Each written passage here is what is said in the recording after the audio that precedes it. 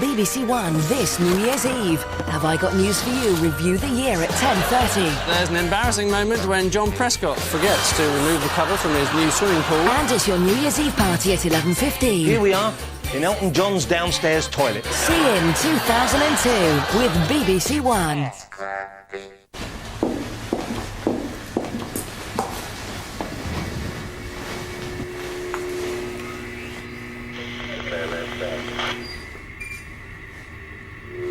I've got something here.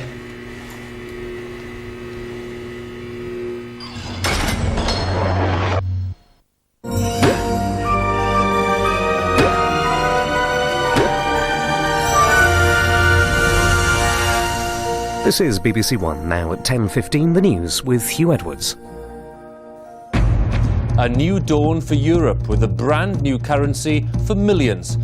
Tonight's launch of the euro marks an historic step for 12 countries. Radio 2's Jimmy Young Show now to be presented by Sir Jimmy. And the Aussies lead the way into 2002 with a storm of sound and colour.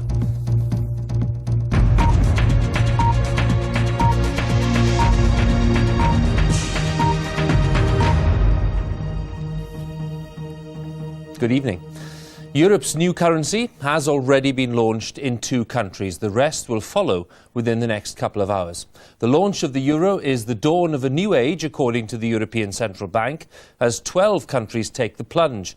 But 3 members, the UK of course, Denmark and Sweden, will not be taking part.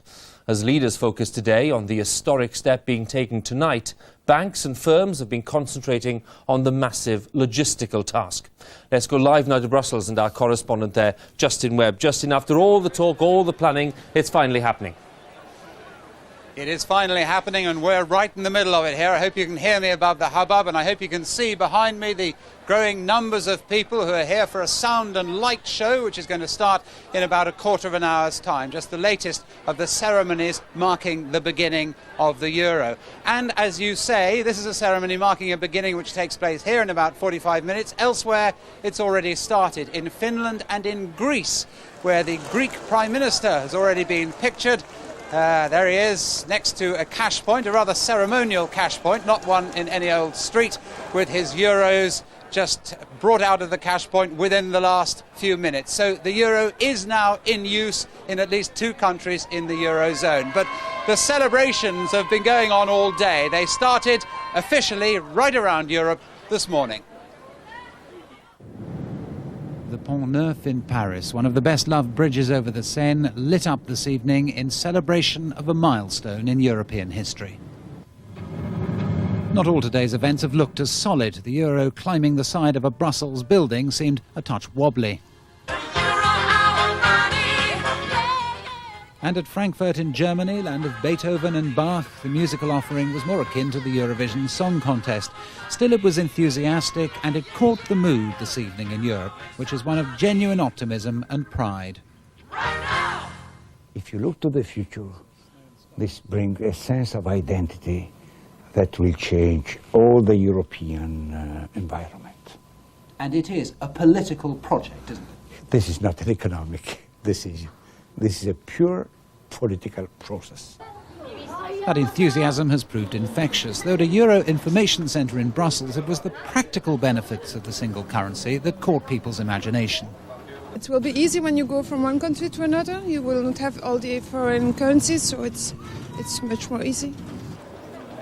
It's been a day of good-humoured stunts from those in favour of the euro. This haircut took 3 hours of work.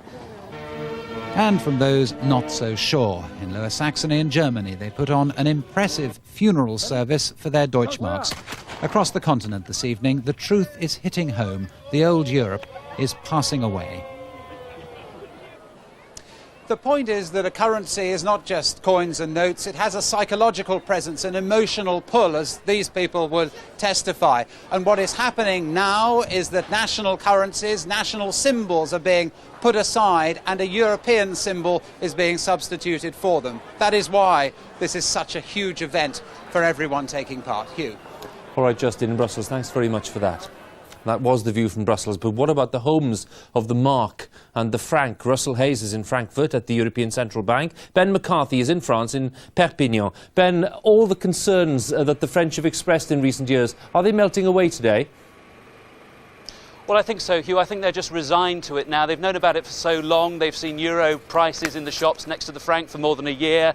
They've got euro checkbooks. They know exactly what the coins look like. They know what the notes look like. But they also know what a huge headache it's going to be transferring to a completely new currency over the next few days. And they just really want to get on with it now and get it over with. But you'll notice that there are no euro parties here, no fireworks tonight. And I think the only thing they're really going to be celebrating here is the new year. And rather sensibly on this cold night, they're doing that indoors. All right, and to Frankfurt and you, Russell, do you think that the European Central Bank is going to be justified in its obvious enthusiasm? I think they are. I think they're optimistic that the logistical operation is going to go well, Hugh, and the atmosphere certainly building here tonight as people are pouring into the square outside the European Central Bank. At midnight, the huge euro symbol behind me will be lit. Elsewhere, away from the city, though, many ordinary Germans deeply sceptical that their strong, beloved Deutschmark is going to be replaced by an altogether weaker prospect. But that's not really shared at the heart of the euro currency here in Frankfurt. There's going to be a rush to the cash points tonight to dry out the first euro notes when the currency is finally made real in less than 3/4 of an hour's time. OK, Russell in Frankfurt, Ben in Perpignan. Thank you both very much. More on that, no doubt, in the days to come, but the day's other news now. Relations between India and Pakistan have reached a new low. Tonight, India is closing all its road, rail and air links with its neighbour. The main cause, once again, is the argument over Kashmir. And the recent attack on the Indian Parliament has made things much worse. Both countries have now moved thousands of troops to the border. From Islamabad, here's Jonathan Charles. Tears as the crisis deepens. Families board the last train from Pakistan to India. From tonight, the frontier between the two countries is closed, India punishing Pakistan for supposedly allowing militant groups to be based here. Many Pakistanis have relatives in India. The so-called Friendship Express was a lifeline, but there's precious little friendship amongst these neighbours. This woman says we came to see our families, now we must leave without spending much time with them.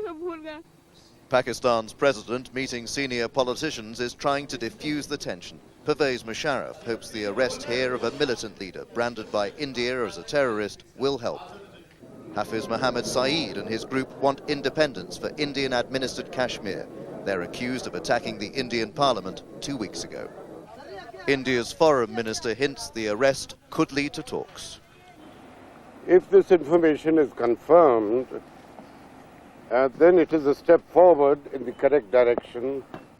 But on the border, Pakistani troops remain alert for an attack. An Indian soldier was killed during an exchange of fire, the sort of incident which could trigger all-out war. Tonight, both countries are now insisting they want to give diplomacy a chance. There could even be a meeting on the fringes of a wider Asian summit later this week. But there's an awful lot of work to do if conflict is to be avoided. Jonathan Charles, BBC News, Islamabad. Now, what do the Bee Gees, Leslie Garrett and Jimmy Young have in common? Let me tell you, they've all been included in the New Year's Honours list. From now on, it's Sir Jimmy, by the way, while Leslie Garrett and the equally high voices of Barry, Morris and Robin all get CBEs. But more than half the honours are for people working for charities and for the public services. Daniel Bircher has more details.